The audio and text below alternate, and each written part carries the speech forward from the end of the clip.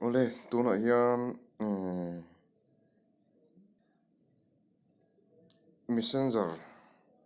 night mode dark mode mandan kan run mangjang kan run tilelak dona toite in hi tlai ke post o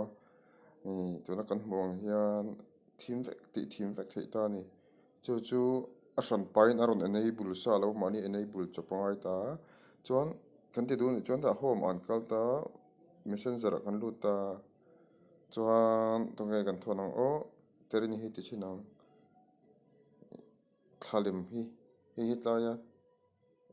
nui per choi bulami hi ete kan thon che khan tikhian alo chuk thla choi ta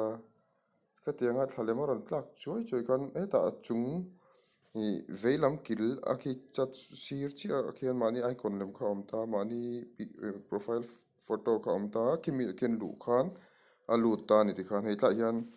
dark mode ti khalo om ta hi kan on chuan tikhan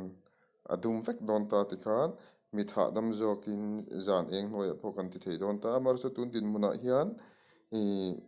Facebook official app a bik a hi chu